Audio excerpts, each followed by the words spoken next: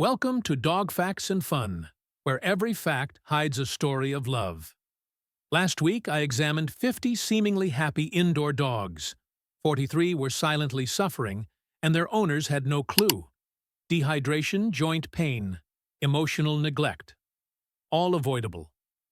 After 18 years as a vet, I've learned this. Dogs don't complain. They cope, until it's too late.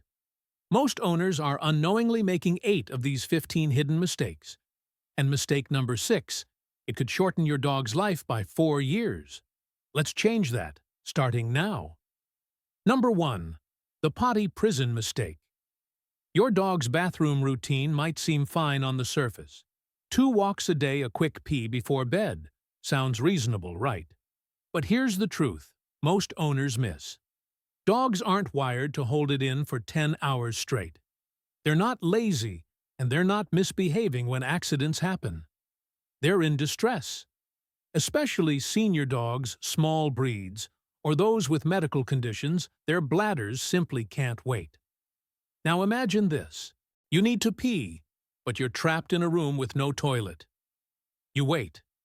Hours pass. The pressure builds. That discomfort you're feeling, that's your dog's daily life. When we expect them to hold it until our schedule allows, we're not just being inconvenient, we're causing pain.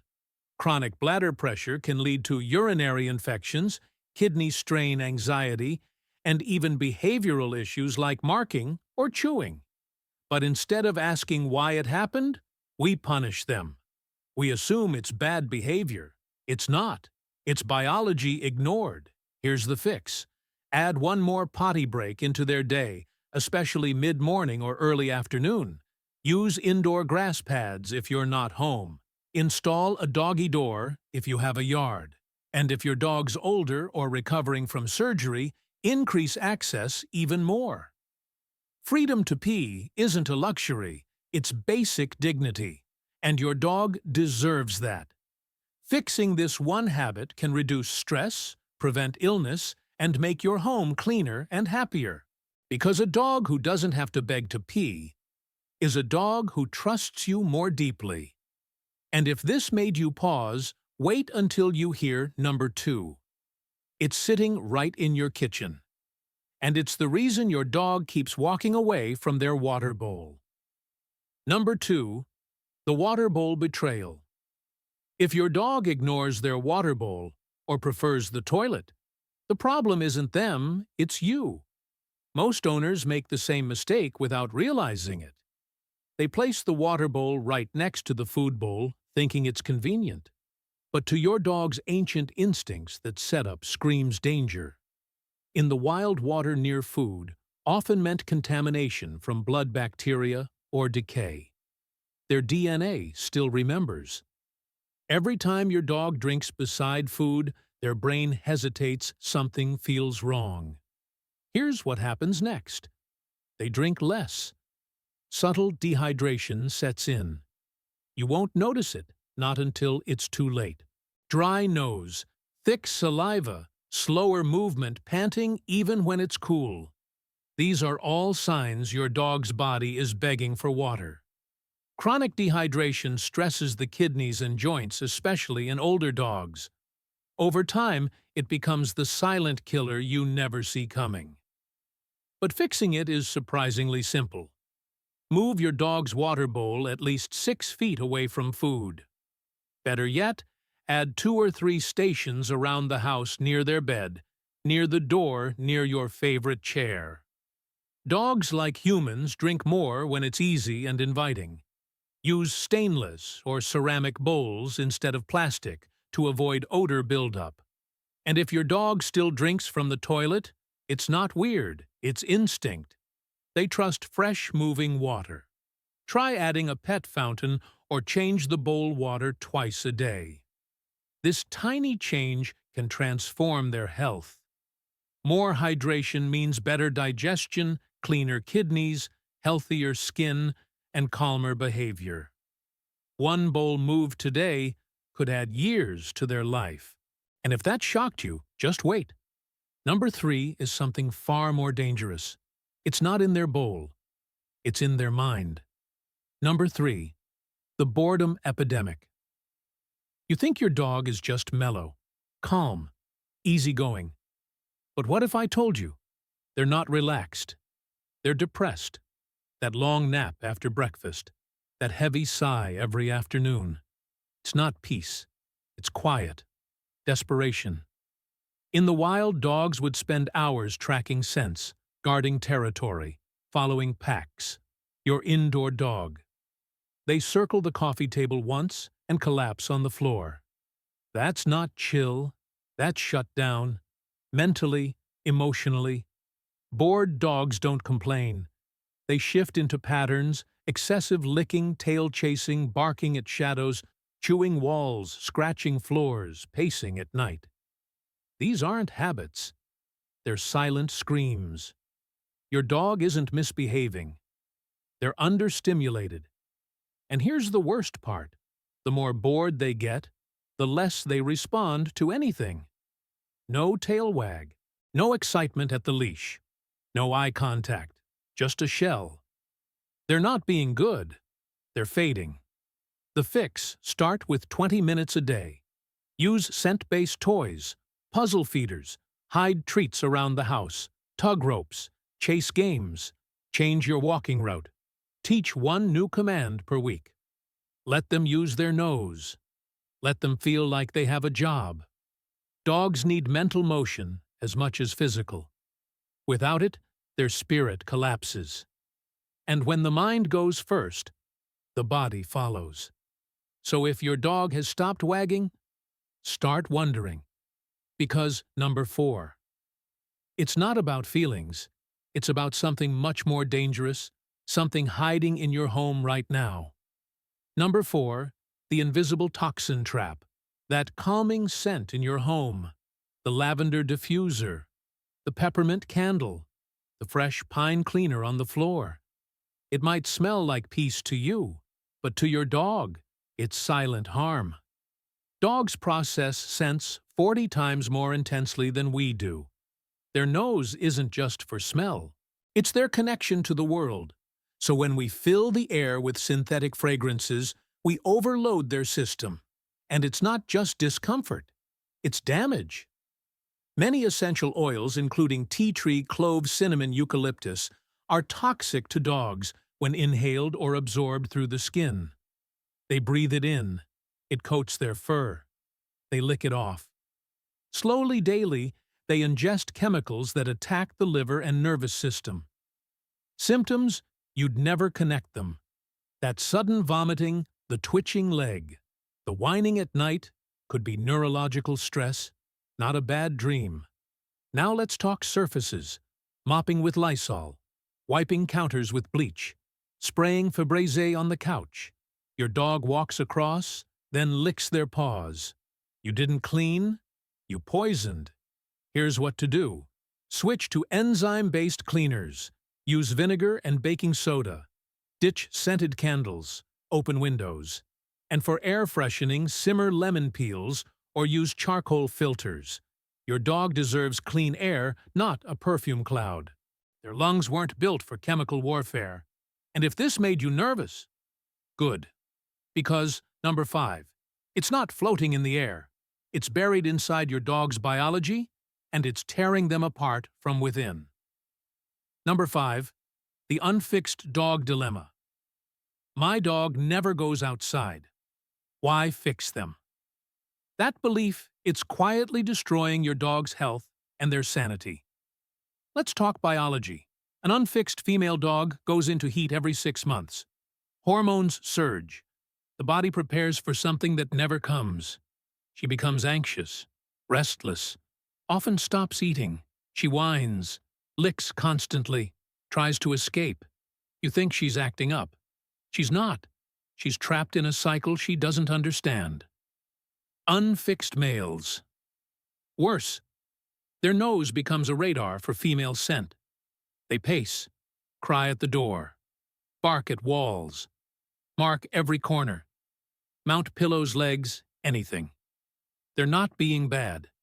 They're drowning in testosterone. And the risks, they're huge.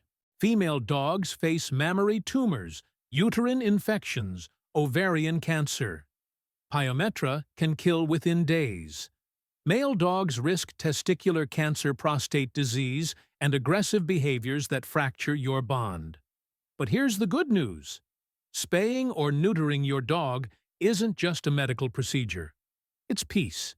It calms the mind, balances the body, reduces roaming aggression, territorial anxiety, and medical risk. And the myth that it changes personality, false. It changes stress levels, not love. Fixing your dog can add years to their life and restore harmony to your home. And if you think that's intense, number 6 is something hiding in plain sight. You've seen it every day. You just didn't know. It's hurting them. Number 6, the trapped on the floor mistake. We always say dogs love the ground. But here's a truth: most people don't see dogs need levels too. Especially small breeds, especially anxious dogs, especially seniors. Look around your home. How much space does your dog actually control? The floor, a crate. Maybe a dog bed in the corner. That's not territory. That's confinement. In nature, dogs climb logs, hills, rocks. They survey their environment. They rest high for safety, for confidence, for control. But in your house, no ramps, no couches allowed, no soft chairs. Here's what happens. Your dog starts sleeping more, responding less. They become clingy, nervous, easily startled. Not because they're shy, because they feel exposed, like a soldier lying in the open field. No high ground, no escape. You want to fix this. Give them up. Add ramps. Let them on the couch. Provide window perches, foldable steps near the bed. Add a tall cushion under a window. Let them see the world, not just smell it. Vertical access builds confidence, lowers stress, calms the nervous system. It says, "This is my space." Because when your dog is only allowed the floor, they start to feel small, powerless, forgotten. And if this sounds familiar, wait for number 7. It's not about what your dog does. It's about what you hand them 3 times a day. Number 7. The feeding position fail. Every meal your dog walks to their bowl and bends down, way down. Neck stretched, spine curved, shoulders hunched. Every bite they're in strain. And most owners have no idea. We think it's just eating. But posture matters, especially for senior dogs. Dogs with arthritis. Dogs with joint issues. Even healthy dogs feel it. That bowl on the floor. It's not neutral. It tilts the spine, compresses the chest, forces the neck to crane forward. Over time, it causes micro-stress in the jaw, in the shoulders, in digestion. Signs you've missed. Your dog hesitates to eat, looks up and back down before starting, shifts weight between legs, eats only half walks away. You thought they were full. They were just uncomfortable. Here's the fix. Use an elevated feeder, one that aligns the bowl with your dog's chest. Not too high, not too low. You want a relaxed neck, a straight back, a natural posture, and ditch narrow bowls. Use wide ones especially for flat-faced breeds. Let their snout move freely. No bumping, no whisker contact, no frustration. This one change makes a massive difference. Better digestion, less choking, less gulping, more enthusiasm at mealtime. Because when eating becomes effort, dogs start dreading food. And if this sounds too familiar, brace yourself for number 8. It's about what your dog destroys, and the real reason why isn't what you think. Number 8. The chew chaos crisis. Your dog chewed your shoe. Again. The table leg. The corner of the wall. You got angry. You called them naughty. But here's the truth: they weren't being bad. They were trying to survive stress. Chewing for dogs isn't just fun. It's therapy. It's instinct. It's how they self-soothe, explore, and relieve pressure. Especially puppies. especially anxious dogs, especially when left alone too long. And here's the real problem. The chew toys you do give them, most are wrong. Too small, too hard, no scent, no texture. They ignore it. Then go for your socks, or baseboards, or worse, wires. Your furniture isn't tastier. It's accessible. It gives. It smells like you. It relieves tension. Now think about this. Would you give a teething toddler a brick to chew on? Of course not. But many dog owners give their pup a plastic bone and wonder why they turn to the couch. Here's the fix. Choose chew toys based on breed age and jaw strength. Rotate them weekly. Make them smell interesting. Use frozen peanut butter in a Kong, or a soft rubber toy. Mix in natural chews, bully sticks, yak, milk, beef tendon. And here's the big shift. Put one toy at every spot your dog loves to nap. Make chewing easy, not forbidden. Because when dogs destroy your home, they're not misbehaving. They're telling you, I have no outlet. And if this sounds like your house, wait for number 9. It's not about behavior. It's about food. And the way we love our dogs might be killing them. Number 9, the overfeeding trap. You call it love. They call it dinner. Again, and again, and again. But what if I told you that full bowl, that extra treat, that second dinner, it's slowly killing them? Most dog owners don't measure. They guess. They pour by feel. And over time, that little extra turns into fat, inflammation, and disease. Here's the math. Just 2 pounds overweight on a small dog.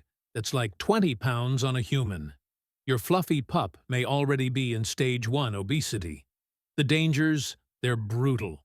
Joint damage, heart strain, diabetes, fatty tumors, high blood pressure, liver overload. And the worst, you won't see it until they collapse panting and you think it came out of nowhere. Overweight dogs live 2 to 5 years less. That's not a stat. That's your future memories stolen. But the solution is simple. Measured meals, twice a day. Same time, same amount. No free feeding. No guilt snacks. Use a digital scale or a measuring cup every single time. And treats max 10% of total calories. Use low-calorie bites or even their own kibble. Dogs don't know the difference. What they crave is interaction, not just calories. Because love isn't more food, it's more you. And if this one hit hard, brace yourself for number 10. It's not what your dog eats, it's where they walk and what's waiting for them on the floor. Number 10. The chemical floor trap. Your home smells fresh. The floor shines. Everything looks spotless. But for your dog, it's a toxic trap. Here's the truth. No one tells you. Most household cleaners, floor sprays, mops, disinfectants leave behind chemical residue. You don't see it. You don't smell it. But your dog does. And worse, they step in it. Then lick their paws. Their liver can't break down most phenols, bleach compounds, or artificial fragrances. So with every walk across the living room, they're ingesting poison. Daily, repeatedly, slowly. Signs you miss lethargy after cleaning day. Vomiting that seems random. Constant paw licking. Irritated eyes. These aren't quirks. They're early signs of toxicity. And the more you clean, the worse it gets. Dogs are ground-level creatures. Their nose lives where your mop just passed. Their tongue cleans the feet you just sanitized. Here's the fix. Switch to pet-safe enzyme-based cleaners. Or make your own with vinegar and warm water. No bleach, no pine, no artificial scent. Mop once, then wipe with clean water. And ditch those air fresheners. Febreze plug-ins, carpet sprays, they pollute the air your dog breathes 24/7. Clean doesn't have to mean chemical. It should mean safe, because your dog's body wasn't built for modern floors. And if this makes you glance at your Swiffer bottle, wait until number 11. It's not under their paws anymore. It's inside their heart, and it's called loneliness. Number 11, the loneliness lockdown. You leave for work. 8 hours, 10, maybe more. You come home, feed, walk, sit beside them. You think they're fine. But your dog, they've been silently unraveling. Dogs aren't meant to be alone. They're pack animals, emotional creatures, wired for connection. And when they spend most of their life in silence waiting for you, something breaks inside. It starts subtly. They sleep more, bark less. They stop greeting you with joy. Then come the signs: chewing furniture, whining at night, peeing inside. You call it bad behavior. It's not. It's heartbreak. Chronic loneliness changes brain chemistry. Cortisol spikes. Immunity weakens. Depression settles in. You don't see it. Because dogs don't cry. They shut down. And even when you're home, the damage can continue. If you're there, but emotionally checked out, if there's no interaction, no play, no talk, no eye contact, dogs don't need hours.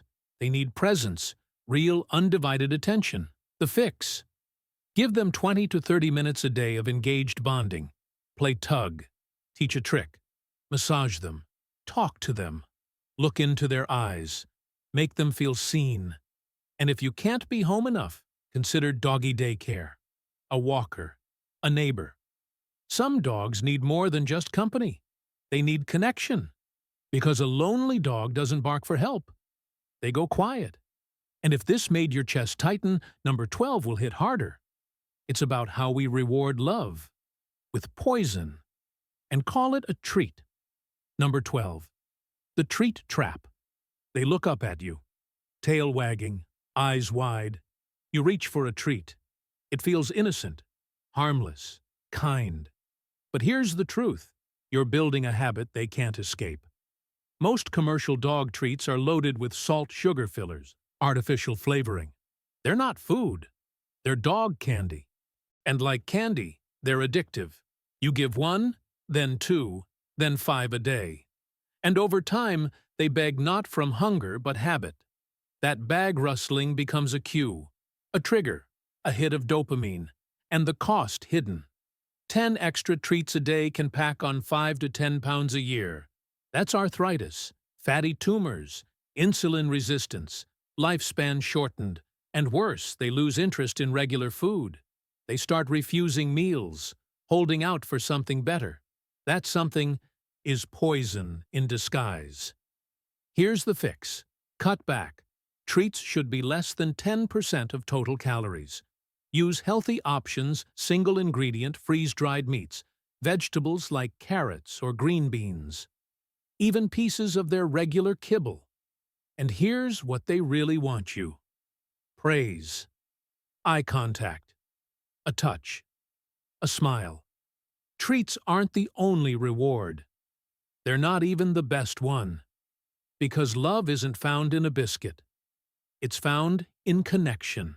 And if you've been reaching into the treat jar too often, wait until number 13.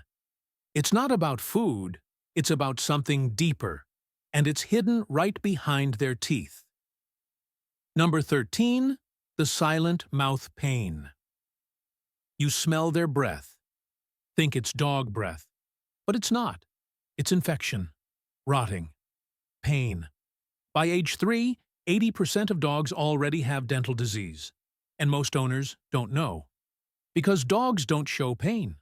They chew through it, swallow around it, smile through the agony. Gums recede, teeth loosen, nerves expose. But your dog keeps eating. Not because it doesn't hurt, but because hunger hurts worse. And while you see nothing inside, bacteria invade, enter the bloodstream, reach the heart, the kidneys, the liver. One bad tooth can trigger systemic illness. What are the signs? Drooling, bad breath, chewing on one side, pawing the mouth, eating slower, refusing hard food. You think they're being picky. They're actually surviving. Here's the fix.